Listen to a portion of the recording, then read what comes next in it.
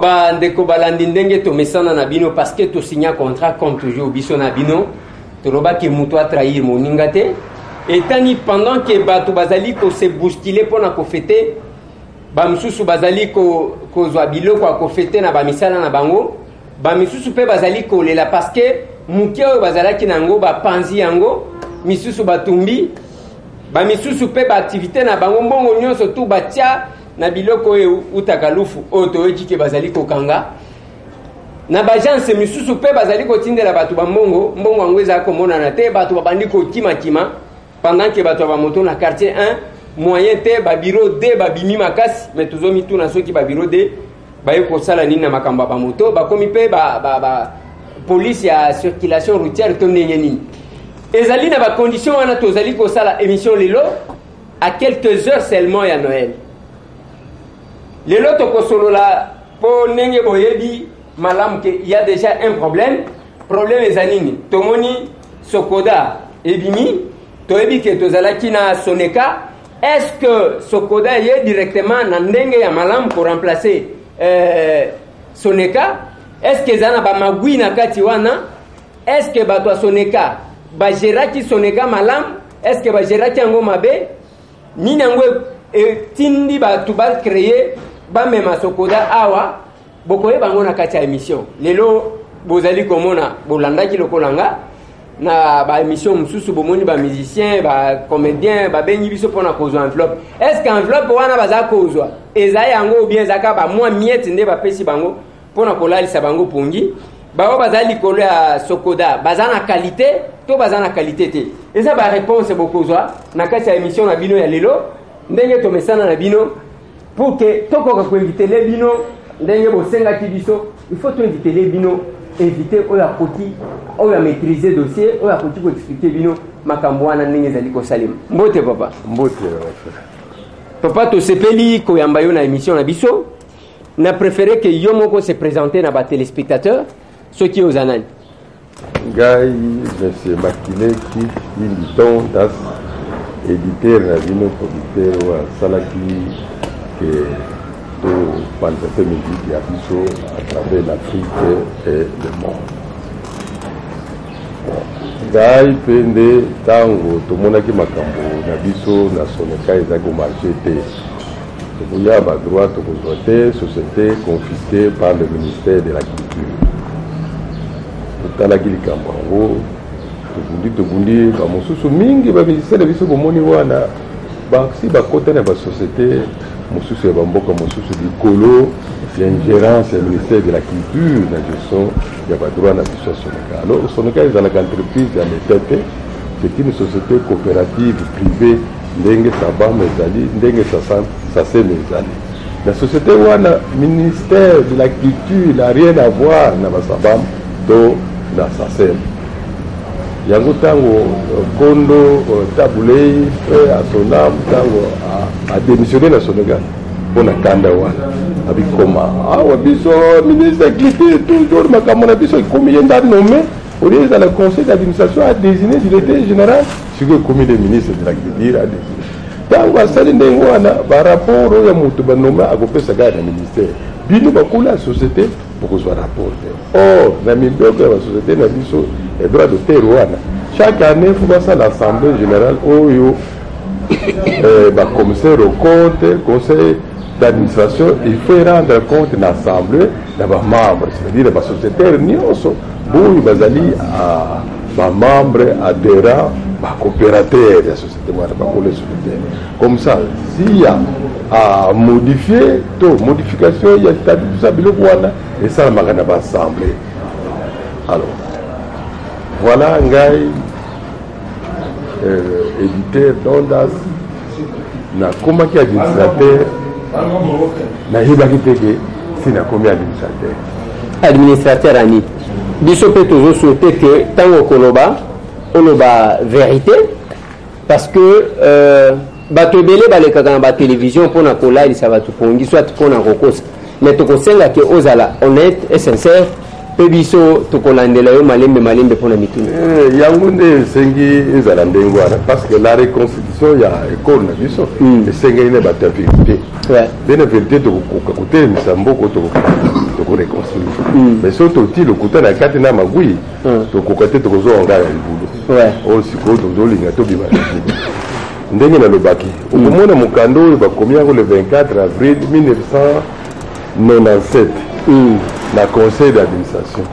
Objet notification. On a commis le droit d'auteur est un droit de l'homme. Et un droit de l'homme, conseil d'administration. Société nationale des éditeurs, compositeurs et auteurs Soneka. À Messier Makile Kipindi, rue Lutoun numéro 43 bis, quartier Munganga Kinshasa Ngaliem. Messieurs, nous avons l'honneur de vous notifier par la présente qu'ayant rempli les conditions statutaires requises, le conseil d'administration donne son agrément pour votre cooptation comme administrateur en remplacement de M. Bwengo Makengeli, démissionnaire représentant des éditeurs photographiques. Nous espérons que vous mériterez la confiance qu'ainsi nous vous faisons. Veuillez agréer, messieurs, l'assurance de notre considération distinguée. Ngombe Opetoun, président du conseil. Voilà. Le 24 avril 1997. Voilà. Au départ, Basali Moussala n'a pas quitté pour la taille de la statue de la bisoté. Mais tant que Pessinga Moukando est que c'est la cour administrateur. À partir de ce moment-là, on a bandé que tant que statut. Et surtout, tant qu'on a commis la réunion à Gabon, nous avons le ministre de l'information à Gabon. À tout nous, moi, ma question, en tout cas, Nazali, qui était là, il faut lire les statuts. La tant que statut, donc les aboyers. À partir de ce moment, j'ai compris. C'est ainsi que. Donc, on a un administrateur, mais aux autres, la statité. Non, on a combien d'administrateurs sur cette obligation. Ouais. Alors, au comme administrateur, au Sengeli au sein de la condition nini. Pour d'abord auteur, compositeur, il faut au sein de la 20 ou plus. Mais il faut que ce nombre 20 au ebima, tu vas consommer yango. Yo ba kubenga bazobetango na ba télévision na ba yo ba kubenga coopérateur wana ozali na accès comme administrateur na ba éditeur il faut avoir publié 40 œuvres au bimise bima babina nde yo comme coopérateur nde ozali maintenant na droit comme administrateur comme dans des sociétés commerciales c'est-à-dire mutu ati action ebele yo uti $100,000 pour ça la société ba mususu bati 10 15 20. Est-ce que Moutou a dit $20? À quoi vous allez me continuer bien? Jamais parce qu'il y a. Vacciné, vous avez crainte. Mais on a dit 100,000, il y a vous allez, mais vous avez mingi, la conscience mingi pour vous aller bon. Voilà la condition de la personne de la société de droit de terre, la condition universelle. Alors, tout ça, il y a un abisso, la carte ordonnance autorisant la création la Soneka baloba bien la ordonnance voilà que la réussite de la Soneka dépendra du comportement du ministère qui aura dans ses attributions la gestion et la surveillance de la Soneka. Donc, c'est pour vous dire que si ce ministère se comporte mal et la société ne va pas réussir. Et c'est ce que nous venons de vivre maintenant. Nous devons le dire maintenant ouvertement Baye Bango. Parce que Soneka est une coopérative, une société privée. Nulle part, même dans l'ordonnance, loi là, ou dans les statuts, il peut y avoir si ministre pouvoir, il peut nommer un arrêté, ou nommer un gestionnaire. Non, ça n'a pas pouvoir. Mais je veux vous montrer des arrêtés. Ils prennent des arrêtés pour nommer des chargés de mission, des directeurs généraux. Nagatia Soneka. Ouais. C'est ça qui a semé la confusion. Et ces gens-là, quand vous les demandez, ils ne peuvent pas vous rendre compte parce que c'est le ministre qui l'a placé. Mais ils ont... Il y a un parapluie, donc or parapluie, c'est illégal. Alors, yango wana, Soneka basali yango pour la compréhension, ya bato bazolanda. La Soneca a été créée pour une durée, le premier terme de 30 ans. Mais elle pourra être dissoute anticipativement ou prorogée successivement pour un délai ne dépassant pas 30 ans. Il y a une Soneca bakeli yango. Mais avant 30 ans, 5 ans, 10 ans, ce moment que ça ne va pas, la société va beaucoup bobango. Parce que l'Assemblée générale extraordinaire va bomi yango. Mais tant que comme si 30 ans va bomi yango te, et qu'il est sous la 31 ans, à ce moment-là, c'est la prorogation maintenant.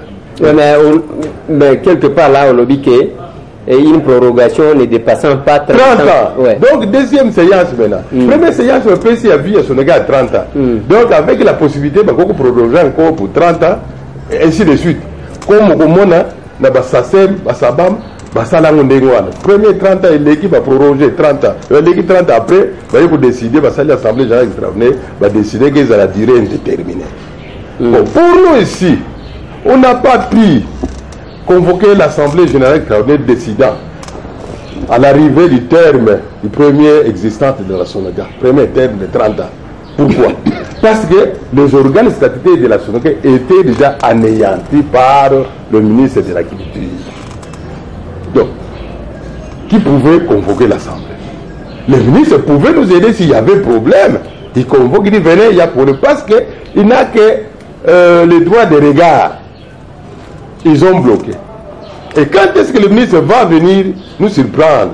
Il va convoquer l'Assemblée en 2004, le 30 septembre 2004. C'est-à-dire 5 ans de prorogation tacite. Parce que la possibilité de dissoudre la Sonaga était déjà dépassée. 30 ans. Maintenant, on arrive en 2004. C'est 5 ans après le délai normal pour dissoudre la société. Donc on était dans une autre phase, le deuxième existence de la Sonaga de 30 ans. C'est-à-dire là, c'est la prorogation. Ils n'ont pas voulu prononcer ce mot prorogation. Pour des raisons que nous comprenons aujourd'hui. C'est-à-dire, je vais vous expliquer. Et monsieur Zaya Lingal. Il y a un de nous expliquer, Bino. Tino ya Sokoda. Alors, et en plus même, Tango, Basali Bongo, biso na l'Assemblée générale il y a 2004 pour discuter sur le bagage. Mais société ça y a biso pour la ministère et comment dire société a comme ça c'est mon quoi présider dans l'Assemblée. Non. To discuter ba tout ba zawana ba yebi ndenge to sileka kana na mbula nini. Na 2004. Na 2004. Ouais déjà to kobi la phase de prorogation. Biso le non non, c'est la prorogation parce que phase il y a pour dissoudre son gars c'est là. Siliki to le bakaboye. Mais ce que vous savez, parce que yo le l'État. Mais au bout de la société, il y a biso. Alors attendez les yo, parce que l'État, ils ont animateur de mauvaise foi. L'État c'est une personne morale. Ouais. Mais si vous avez un animateur, la question à intérêt général. Mais ce que vous avez un individu de mauvaise foi, au moins l'État l'État a gagné mon État de bagatelle. Quand un individu a de mauvaise foi, il y a un d'accord au problème. Peut-être il y a un qui m'a bazana pour ça, vous appelez moi Micholo. Oui. Alors, mais là, tant que tu sais l'État, tu sais qu'il était de Siliki, de Tiki. L'État y a décidé au cours de cette assemblée que la Soneca est dissoute d'une manière unilatérale. À Kamati, directeur du cabinet, directeur du cabinet adjoint, conseiller, Landi, Bangonde, présider dans l'assemblée, signer PV, constatant, c'est là. Ah, mais puis c'est de Zelana no Molamboka, directeur du cabinet, conseiller, signer. Bazaki ba membre ya Soneca non ou bien Zaka Batu babengi bangoka na kopesa ndenge na bagila na kolobana alerte. Je crois bandeko balandi bozali kolanda ndenge tozali kolobela posa na biso il faut to tirer na clair o etali likambo etali Soneca na Sokoda ezali nini et puis banani baza ba membre nini yango ezo sala que nini esali que baya ko créer Sokoda yango bazali ko expliquer biso. Voilà. Oyo PV verbal de l'Assemblée générale extraordinaire constatant la dissolution de la Soneca. Tala mon frère. Awa naba fonctionnaire ya RTNC tout batia ki bamona kati assemblée. Et vous verrez fonctionnaire peut-être bazaki pe ba membre parce que biso peto me makaba émission. Bazalaki ba membre te ngana la lobina yo. Et puis décision mutindi wana ba coopérateur mutu bazwaka ngo selon ba statut na biso. Ce n'est pas n'importe quelle société. Alors maintenant au moment là directeur du cabinet adjoint le bureau de l'Assemblée, signature des membres du bureau de l'Assemblée générale extraordinaire. Mutunda Mwembo, directeur de cabinet adjoint. Monoko Corneille, directeur de cabinet. Voilà. Bon, président, il y a bureau, il y a assemblée générale. On a représentant RTNC, délégué RTNC, délégué RTNC, délégué RTNC. Oui. Bon, on va décider la dissolution de la SONACA. Ils ont quelle qualité? Ils ont quelle qualité? Non pas qualité. C'est les sociétaires eux-mêmes qui doivent décider la dissolution. Même si on les a... Fonctionnaires, il y a SONECA. n'est pas sociétaire, ce sont des fonctionnaires. Ce sont des fonctionnaires, le personnel de la SONECA. Je vous dis, il y avait en quelque sorte Bengi Bitoto. Mais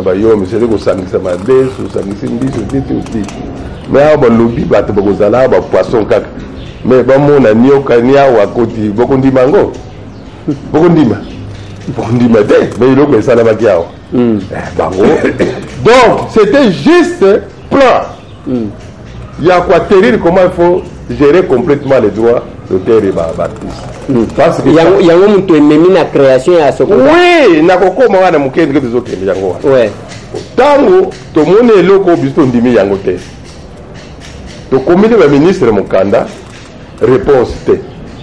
Alors, tu as sangana na réunion de bande réunion na 2007 tu es le stade de Martyr ba papa Wemba ba Lutumba ba Adir tu zalaki biso ce qu'on a tout réfléchi. Quand tu réfléchis tu me dis non, il faut te comme là, tu approcher le ministère de la culture, te démontrer que azana pouvoir de confisquer biloko na biso biso photo abazongi ça gestion ya société na biso. Même ko ba banda ki ba gérera ki bien te.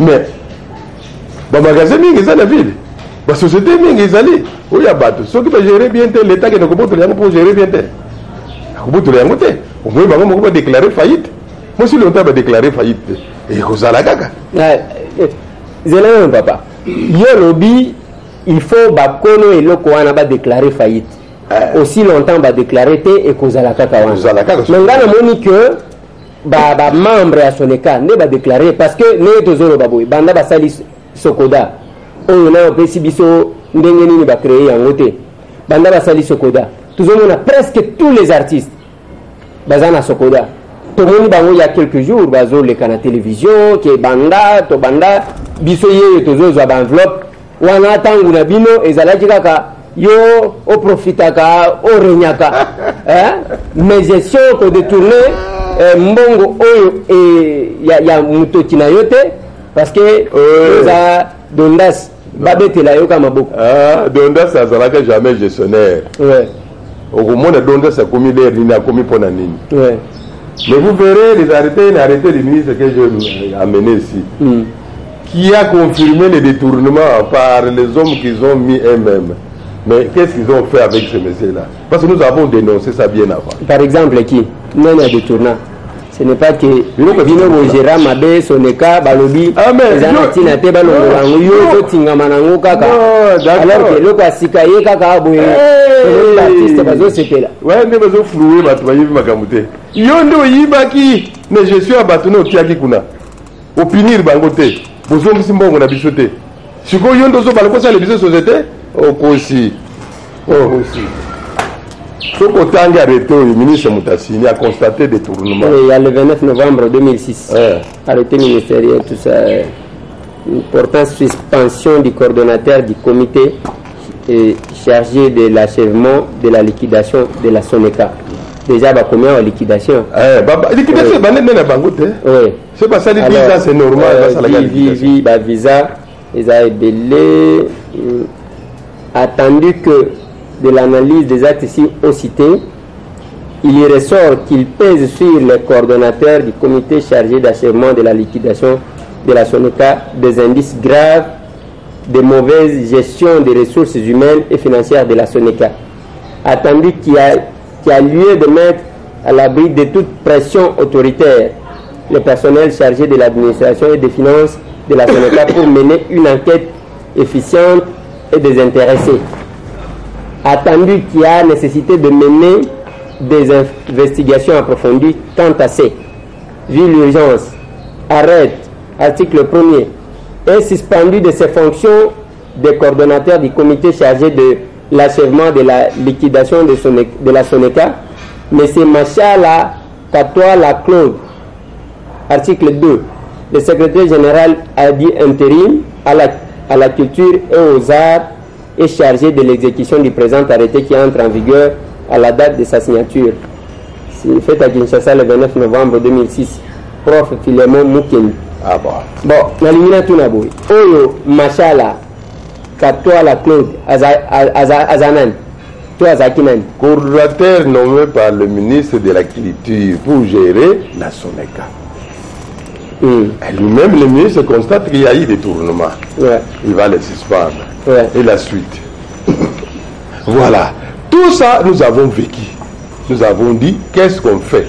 C'est comme ça que nous avons décidé de porter plainte contre l'État congolais devant la justice pour la restitution de notre société.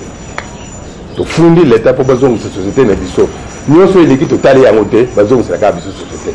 Bazin sa SONECA. SONECA bien aux autres canne au fond non que Sabino ba responsabilité na kata comprendre parce que tout ça que j'ai là pour tout na ndenge ils a prévu na ba statut na bisoté c'est que comme l'État par le ministre de l'agriculture yemu dans un nommé ba ça va gérer. Alors mais parce que zaki en liquidation. Normalement la liquidation ba cause un liquidateur judiciaire ba cause un liquidateur. Nana kozoye ba kona compagnie bien ministre mutakozoye. Ça dépend à échelon ni. Le lobby de statut na biso eza société privée. Ata yo soki lelo kufi. Bomengo yo tiki bana boti na basi 10 20. Mais bango boko parle boko sangana boko pona liquidation. Mais c'est du conflit ezali l'état kota kaka pour l'État koti par le canal des tribunal. Mais ici c'est le ministre qui va nommer le coordonnateur. Et ce coordonnateur ou le liquidateur, il ne faisait pas le travail de liquidateur, de la liquidation. Il faisait la gestion normale. C'est-à-dire, il va comme un directeur général, il gérait, il faisait ce qu'on fait pendant la période normale de gestion. Vous voyez? Ouais. Bon, voilà. Donc, là, vous constatez déjà qu'il y a un arrêté qui nomme. Alors, cet arrêté n'est pas prévu dans le statut de la SONECA, ni par l'ordonnance. Vous lirez l'ordonnance de la SONECA autorisant la création et le statut de la SONECA. Nulle part on donne ce pouvoir au ministre, mais il nommait contre la volonté de et la responsabilité du fait d'autrui. C'est-à-dire, yo nommé Moutouana, c'est comme vous, vos enfants qui sont encore mineurs, yo papa vous êtes responsable. Oui, mais Bemba va t'engager parce que les militaires n'ont militaire n'a salama ben centre. Ah, c'est ça. Ouais. Ah bon, il y a un ministre Batnos Banobe va salima ben Soneka. Responsabilité que le ministre de la culture, il y a mon tasse nommé Batouane. C'est comme ça parce que funda que non. Société comique qu'elle était ça, elle était bazon c'est tout fundi. Pendant que tu fundi tout ça dans le tribunal, vous verrez même les membres qui sont aujourd'hui à la Sogoda sont ici. Tant que tu fundi bisonyoso to sangana kiao. Omona sungu wembadio kia mwangana banani ba muzanzu tozali ao to simia kia to fundi bisonyoso za d'accord to funda l'état zone cette société na biso. Donc tant que tu sais la situation le 27 octobre 2009 tu démarré procédure il y a tribunal. Vous comprenez? Oui. Tant que tu démarré procédure à tribunal tozoko samba ministère de l'agriculture baza ko notifier baza ko tinda ba avocat na bango. Bon, tant que tozoko samba to commune en 2010 ba bandi ko sala ba réunion ko sala société yasika ngana zalaka na passe na loboko mais na kendaka na centre ki mbangi sala ka ko toni baki non tozali en justice oh biloko no sala les amis tous de la nanu justice a clôturer dossier to fonder libino. Le ministère au Café des Sous organisé biloko non. À cette occasion, j'avais vu M. Debreter, qui est le directeur général de la SABAM. Il est juriste. Je lui avais posé la question, mais toi en tant que juriste, est-ce que ce qui se passe dans la société est normal parce que dans la société coopérative, est-ce que votre ministre de l'Agriculture a le pouvoir de venir organiser ceci avec l'argent de la SONECA? Oh non. ce n'est pas notre problème, parce qu'on nous a invités. Je dis non, il faut mettre en tête que nous sommes en procès. Là, c'est en 2010. Bon, le commun de 2011, tout ça ressemble. Mais effectivement, même l'avocat n'a pas eu l'État. Parce que déjà, puis nous avons des connaissances. On n'a pas toujours les musiciens, mères pauvres, tout ça, mais tout le monde qui m'a dit ministère. Tout le monde expliqué Bango. Toute la société est battue qui est Bango. Beaucoup de aider Bango dans la gestion. Beaucoup de moi, spécialiste, moi, en gestion, c'est la gestion. Mais pour le conseil d'administration, et Bango Guajir, Bango, ça va assembler dans Bango. Mais en tout cas, toujours comme il y a des pans, des causes, des gens morts comme ça. Ils ont ça, ils passent en tant que chrétiens. Alors, pendant que nous sommes en justice, c'est comme ça que nous avons écrit une lettre, nous avons dit, la maman ministre qui était là était de mauvaise foi parce qu'il avait trompé la bonne foi du chef de l'État et du Premier ministre. Donc, comment mon candidat Yango? Comment il y a ce qu'il est de mauvaise foi. Parce qu'il ne pouvait pas aller solliciter une ordonnance autorisant une création d'une autre société. Il ne pouvait pas. Parce qu'il y a des gens qui sont ensemble.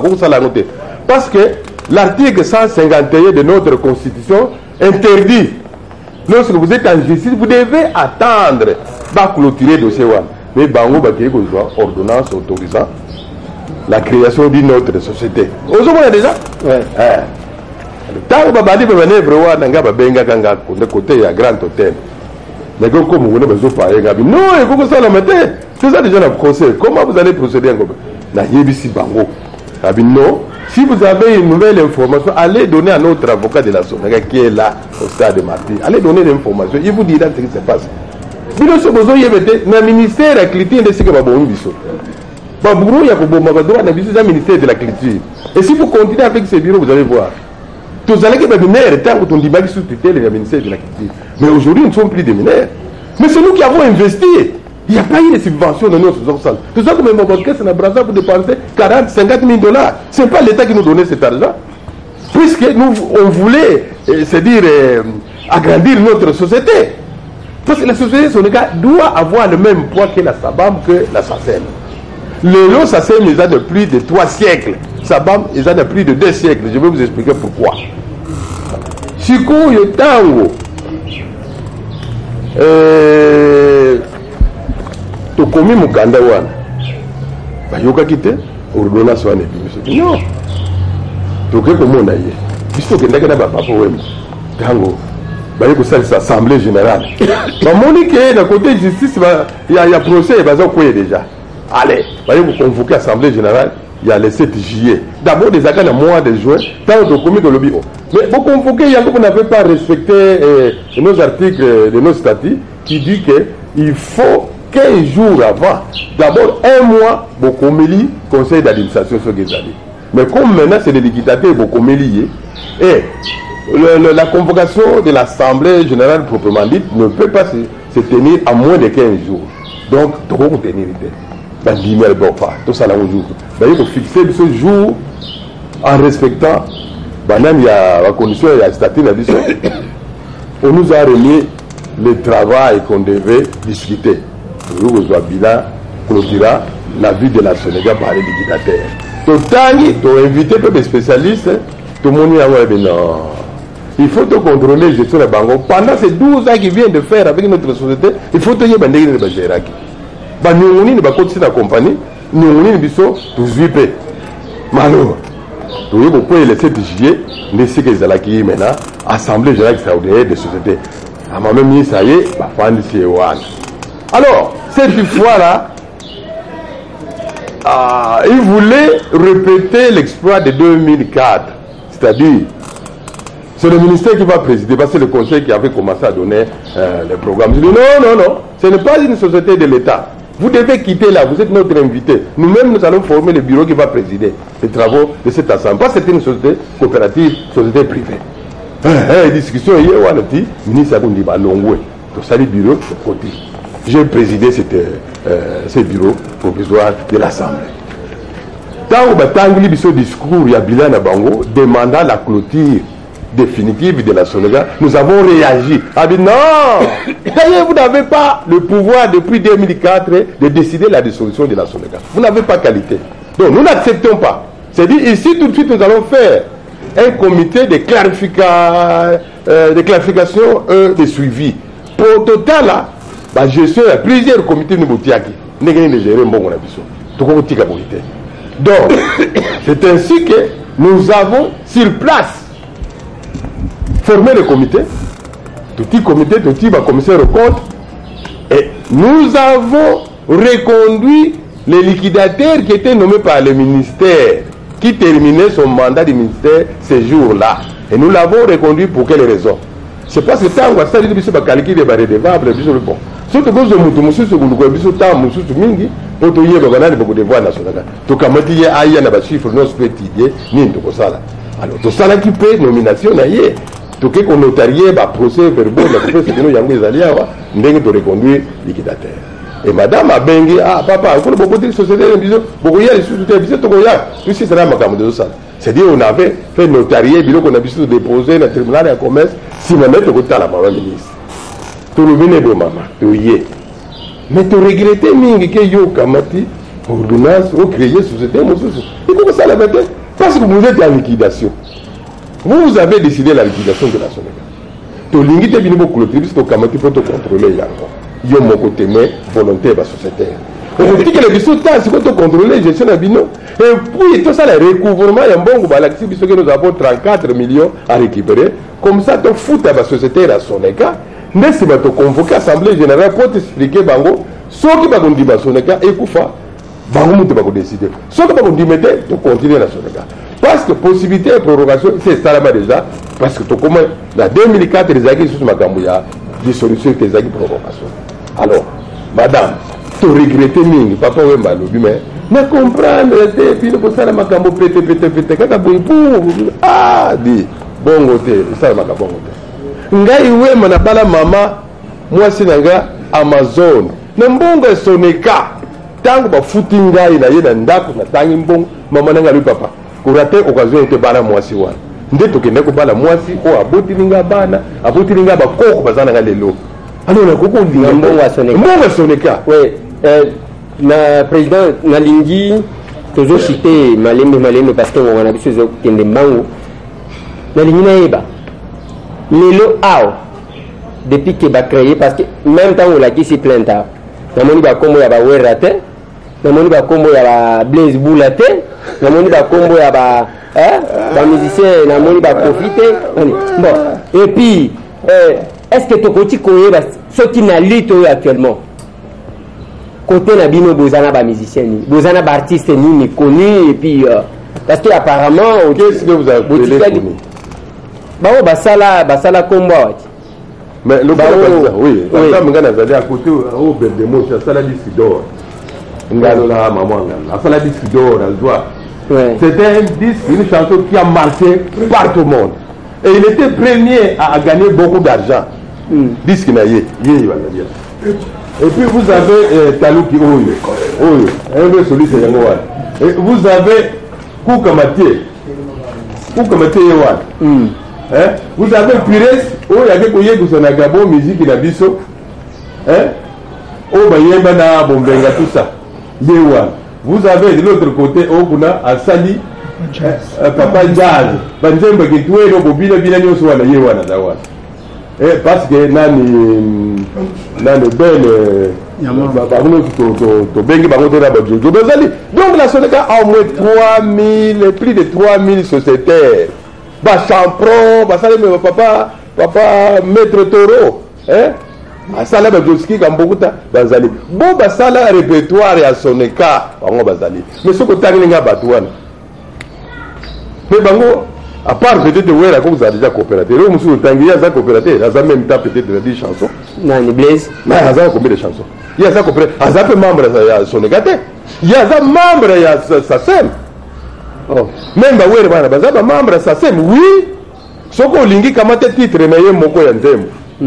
Pia comme auteur compositeur qui est dans na internet beaucoup la question que azali membre de telle société. Donc ce qu'on a membre de société moko bazala ga double T. Mais kofi vous que olingolo bake bazala lokola bazana double face baza d'un côté na sokoda de l'autre côté.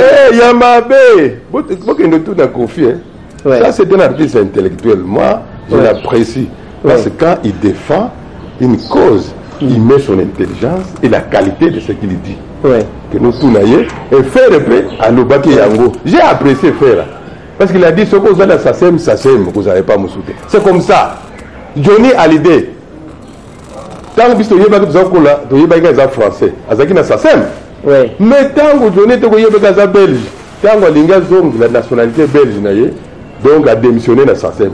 SACEM a bloqué qui va œuvre pendant 5 ans avant de comme libre que nous compte ça. Et nous avons éditeur, producteur. Ça ne sera jamais gestionnaire à Sonica. Mais entre-temps... Ça ne sera jamais société, plutôt gestionnaire à Sonica. Mais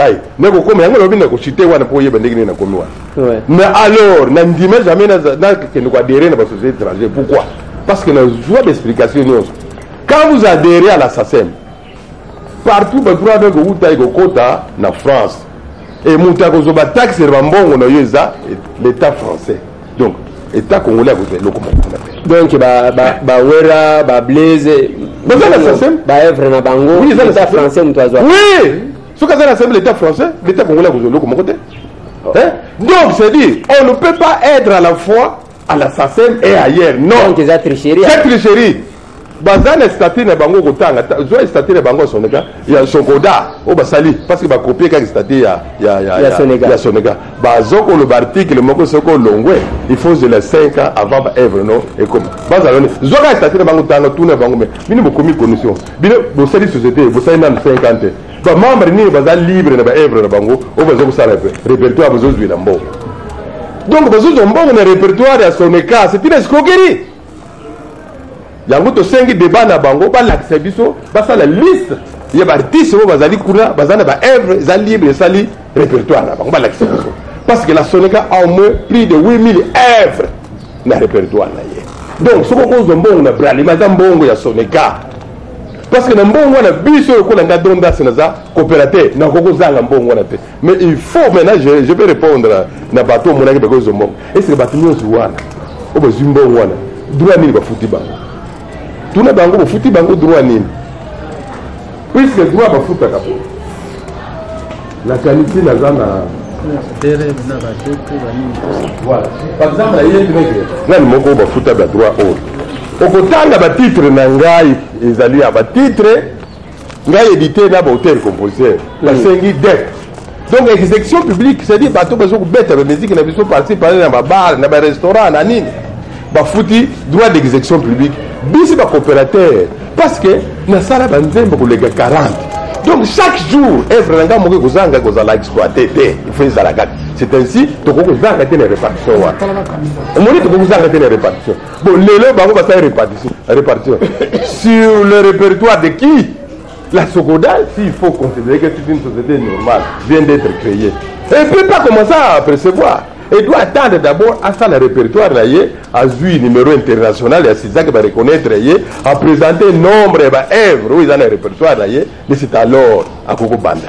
Mais ça t'appelle à Bandi. Donc il faut, c'est ainsi que nous disons. Mais tout le monde quand même pas musicien, pas artiste, même pas comédien. Bazo c'est là, non, Bazo c'est là. Toujours jouer enveloppe. Faute de mieux, Sonica au ministère de la Culture. Il faut même dire, il faut pas accepter Bagamoko. Sonica au deux autres filles, ils ont Sonica au ministère à Dago nommé Batunaye. Mais Bisso depuis Tokamati dans le 7 juillet 2011, Tokamati, tu récupéré Sonica. Jugement est bini. Jugement Yango, il fait Bisso, Balobi, société Yabino, vous avez le droit pour ça, la liquidation Bino Moko. Bon, ce qu'au jugement est bini, c'est un jugement qui a acquis l'autorité de la chose jugée. Comment? Ce jugement a été prononcé le 22 novembre 2011. Nous l'avions notifié du 3 au 6 février 2012. Alors, quand vous avez sollicité ce certificat de non-appel et non-opposition, c'est en 2013.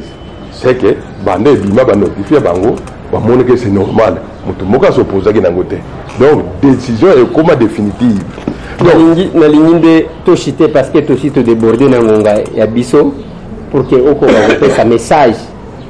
Ya makambu onyoso etali Sonica na Sokoda na bandeko o bazolanda et puis nazala rassuré ya que lelo soki ndeko moko ya sokoda alobi ke asala no débat okokima te okoya bo débattre parce que moto soki aza na vérité akokima motu moko te. Oui, yango tosenga kasi débat ya liboso ezalaki devant le ministre de l'agriculture tokende wana babengi PCA na bango ya sokoda ministre nga nayebisi eke ntango nayaki nayebisaki vérité yango oyo société oyo esala jamais assemblée constitutive mpo bato basangana badeside bacréer non basala yango na bureau ya ministre bande kobenga bango kengadu vene yo oza administrateur napesa exemple moto mosu aza édité kuna azoloba ko monene Seki Simon bâti administrateur il n'a jamais produit, il n'a jamais été éditeur. Même s'il est éditeur aujourd'hui, il n'a jamais atteint le nombre exigé pour devenir administrateur. Il n'est pas coopérateur. On a peut-être selon le statut à Soneca. Non, partout. Dans la société, nous avons le statut à Sabam et à Sazem. Cette condition-là est partout. Parce que c'est pour que vous allez l'effort fournir au Tiaba œuvre pour exploiter contre sa bonne société. Il est déjà là. Même quand nous voyons celui qui a la tête, si c'est PCA, il a combien d'œuvres pour mériter cette place. Nous avons voulu, nous avons répondu à notre ministre de PCA qui est, avocat de PCA qui est chez Mato Bossala. Mais il y a un coup bayebi. Sauf d'ailleurs, Verkis, le 15 octobre, comment on kanda ou la kisa banque, bah tout ça qu'on a besoin de qualité de, mon kanda Verkis, yango beaucoup de temps. Parce que 90% banque nous sommes sans droit. Parce que nous gérons le droit à battre. Non, mon pas comme administrateur. Ils ont nommé.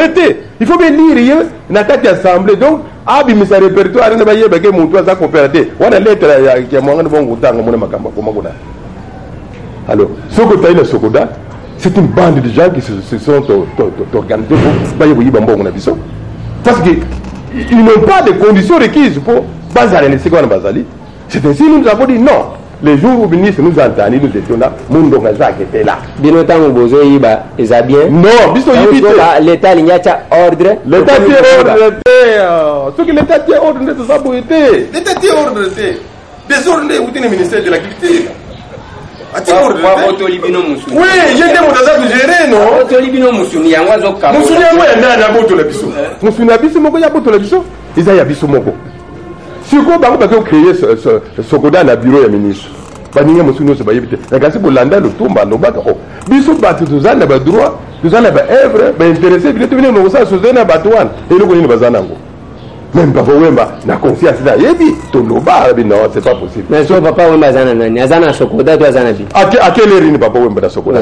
Bakeli parce que Monique yo bolinga ibo memaye na erreur moko ko sa yo. Soto bengi ye.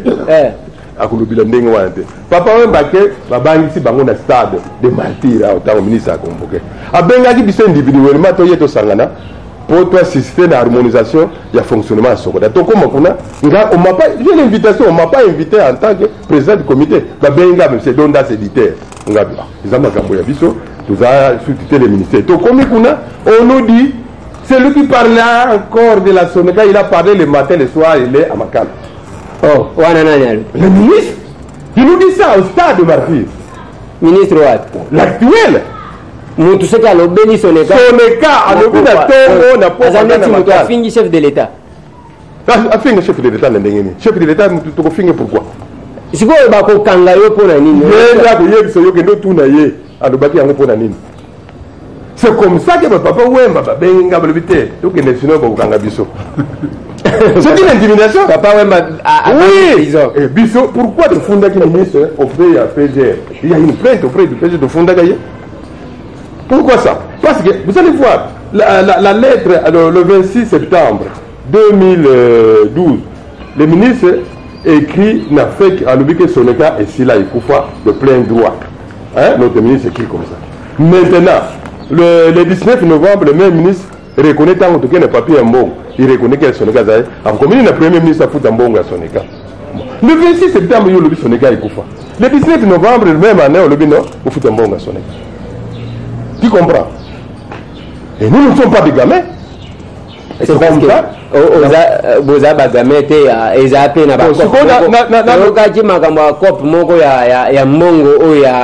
système à pourcentage. Yosko ligno za moi ebelé tout ça. Mais quand il a monté le dossier, depuis son cas, ça a plus de 40 ans. Et ça, là, on a découvrir que Mbongo, la société, il faut pas se faire là, dans une pension, il faut lutter. Donc, il y a des lutter, par exemple, quand il y a des non, il y a des lutter, il y a des sociétés, il y a des artistes, il y a des landango, pour que le monde est clair. Donc, il y a des landango, il y a des landango, il y a des landango, parce que il y a des landango, comme on a un dossier de 110 millions, bis va te fundi, et 110 millions de dollars, bis va te bimsi ango. Si quoi, il te fundi, banque centrale, tout ça, dans la cour d'appel, pour gagner 17 millions 278 000 dollars. Mais t'as son cas, à son côté, à ce terme, c'est un bon moment. Pourquoi besoin? Donc c'est pour vous dire, ils ont créé cette société pour ramasser un bon garçon. Et il y a une main noire là derrière qui est tentée. Parce que le lot a dit ce qu'on écrit dans RTNC, on fait ces informations et vous les gâtez pour barrer. Il y a un ordre, il y a une hiérarchie et puis vous les gâtez. Mais c'est la vérité. Nous avons une population pour la vérité, ceux qui sont les gars pour pécher par exemple. Donc on va bloquer la presse. Tout le monde va bloquer. Et moi, combien de fois un mandat de comparaison dans le parquet? Na tongo batindiri aucun parquet général na poko musuti ya parquet grande instance tout ça. Il y a qui au salini. Qui a détourné mbongo sonega faut bakanga ngai. Mais ngai na kene expliquer au magistrat ngai dondas na dépenser combien pour nous payer cette mission d'État. Donc pour 6 000 que nous avons pris. Donc là au dépenser tant aux humains à responsabilité il faut récupérer. Il faut récupérer combien? Ce n'est pas 6 000 dollars. Non, balobi. Balobi ba kosi. Et là comme si bazana ngoma, parce que balobi que hier faut kazali ka toko mbongo wana te. Na yebi yango. Je dis non. Parce que nous on a dépensé, on n'a pas connu de subventions. Au commémore que c'est na kendeki pour ça la luzolo. Na kendeki na ba dindo, na ba nani, na ba mena na braza. Bala na botena futaki, ngada futaki. Na sudi, na sali nzembe, na sali promotion à travers l'Afrique. Nous couvrons moko na biso. Est-ce que le ministre Moko a fait ça? Non. Les longs donc c'est dans la jeunesse, on a dit que vous y battez, n'a pas comme Kolobo Naïba. Non, on a ça la route. C'est une bombe yaki. La jeunesse n'a pas eu sous Zaki Koyiba sans qu'il va tout bailler. Koyiba qui moukono. Moyiba, mon Nagaka Namalobanaye. Ce que le vin Moutouké, suivez ce que j'ai écrit, mais ne suivez pas ce que je vous dis. Au niveau de déjà. Suivez ce que j'ai écrit, ne suivez pas ce que je vous dis. Alors moi je dis voilà, moi je ne suis pas politicien. Moi là, je suis artiste. Non, c'est pour te dire que voilà. Par exemple, quand Bassali, Assemblée Générale, il y a le 8 décembre. Assemblée Générale, Bassali, on va te Sokoda. Parce que le PC Kumba Batouan, le Komona Bango, en février 2011, Baza déjà Badimsate, le coup là, Mozando, Lyon, le Bango Baza déjà Badimsate, il y a Sokoda. Tanga au monde, parce que j'avais ma côté Zalé à côté. Baza Badimsate à Sokoda. Mais Tala Batouana, Baye Kosa l'Assemblée, il y a Soneka. Baza membre à Soneka.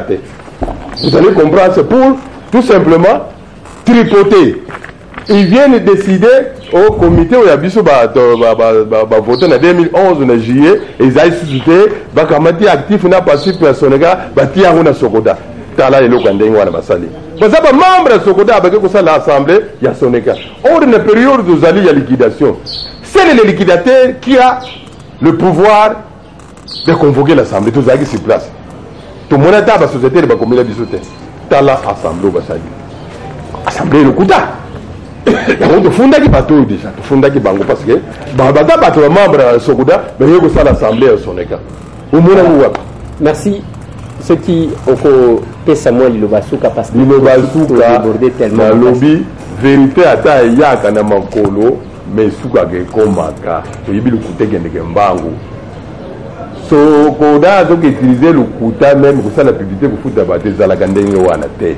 Parce que akoyebisa biso mbongo bazwi na brandement et wuti na droit nini ou wuti na Belgique na droit nini parce que Sabam doit beaucoup d'argent aux artistes congolais il y a plus de 15 ans ce n'est pas de miettes même parce que 100 000 euros ça pour bango pour bango bayiba mbongo wana na kasi pona ngongo za mukende na lingena tangi la bino ndenge ba artiste minene bazwaka bandako ya limité na limbo na baleko bazoku sala bune po bayebite et loko biso ko to bonga bino pe bonga ils assument loko ya omo konziboye Et puis, par exemple, président, 250 000 personnes, biso kuna na sokoda tezuka 140, 110 et limon.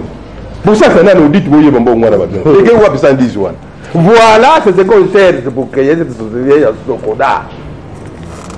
Mais ngai le bundi bangote. Merci. Voilà, le bundi bangote. Voilà, bande kobalani na bandi boyoti asuki si alobi akondi mangote. Mais le gongana lobaka izani. Les droits n'est droit que quand on sait les revendiquer, n'enge ba juriste ba lobaka. Mais Congo ne to koma soki ndenge nini. Entre ye to koluka pe bande kwa sokoda. Mais le gona lingaka te soki mutu bomonika azo kima. Et puis alinga pe c'est la yo morale na téléphone te. Ah tout ça na télévision. Olia ko pesa nga morale na télévision, na téléphone pour nga moko ka ndela koyoka.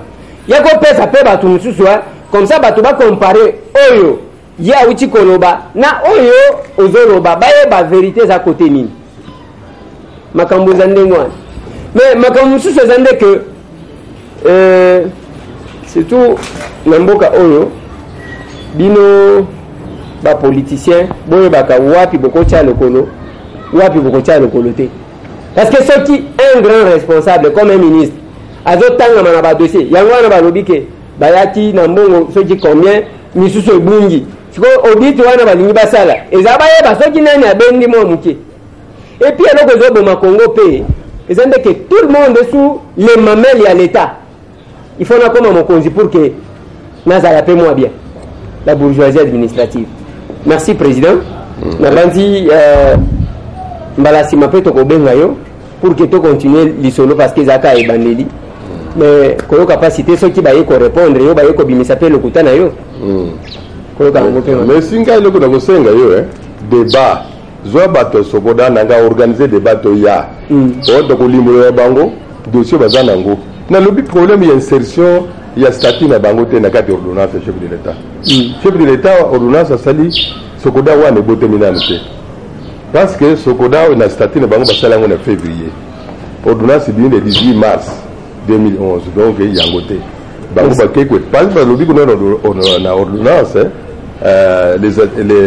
en annexe les statuts.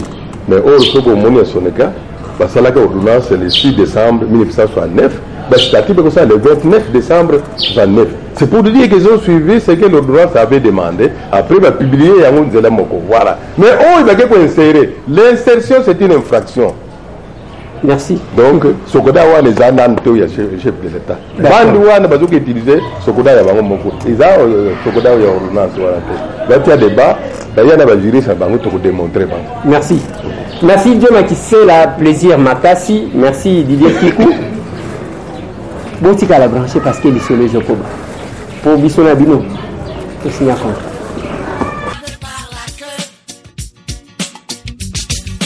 Tire le diable par la queue.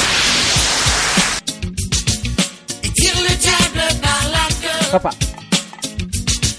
Tire le diable par la queue. Tire le diable par la queue. Messieurs les présidents.